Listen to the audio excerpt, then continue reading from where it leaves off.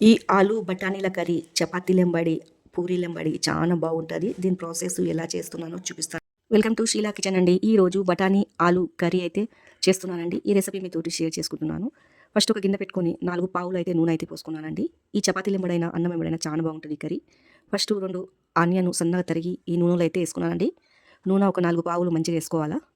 ఈ ఆనియన్ని మంచిగా ఫ్రై అయితే చేసుకోవాలండి. గోల్డెన్ కలర్లో మంచిగా రావాలా.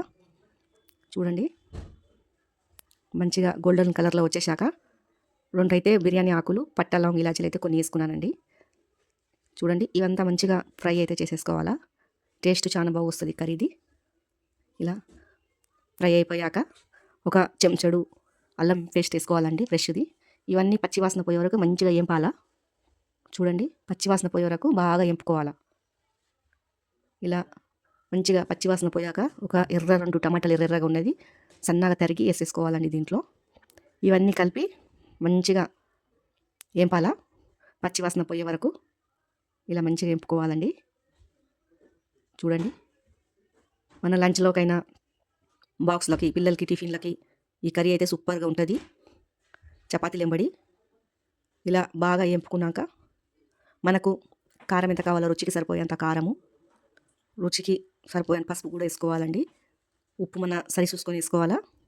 ఇలా ఇవంతా పచ్చివాసన పోయే వరకు ఒక 5 నిమిషాలు మంచిగా ఏంపాలండి. మసాలాలు బాగా ఏగాల మసాలా, అప్పుడే టేస్ట్ అనేది చాలా బాగొస్తుంది కర్రీది. తర్వాత 4-5 పచ్చిమిర్చి చీర అయితే వేసుకున్నాను. తర్వాత ఈ బఠానీలు, ఆలు 2 దీంట్లో అయితే వేసేసుకోవాలా. దీన్ని కూడా మంచిగా మసాలాలు పట్టేలాగా ఒక 5-10 నిమిషాలు అయితే ఫ్రై కానియాలండి. ఉప్పు కారం అంతా దీనికి పడుతుంది మసాలాలు. టేస్ట్ మాత్రం చాలా బాగుంటుంది. చూడండి, జరసేపు అయితే ఏగనియాల, మంచిగా మంచిగా ఏగనిస్తున్నాను. చూడండి,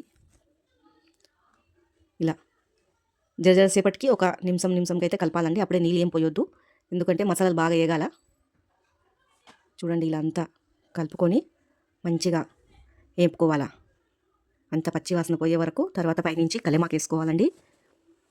మనకు నీళ్ళు చూసి వేసుకోవాలా, ఉడికేంత ఎక్కువ కూడా పోసుకోవద్దు. మంచిగా కలబెట్టి చూడండి, మూత పెట్టేసి కొద్దిగా సిమ్ము మంట మీద ఉడకనియాలండి. బాగా మంట పెట్టొద్దు, కింద మాడిపోతుంది. చూడండి, బాగా ఉడికిపోతుంది. ఇలా జరసేపటికి మూత తీసి కలుపుతూనే ఉండాలి, కింద మాడిపోకుండా దగ్గరికి పడాలండి మొత్తం కర్రీ అయితే. చూడండి, ఉడికిపోతుంది. టేస్ట్ మాత్రం చాలా బాగుంటుంది ఇలా బఠానీలు ఆలుగడ్డ కర్రీ. చూడండి, జరసేపటికి తిప్పుతూనే ఉండాలా, చాలా బాగుంటుంది కర్రీ.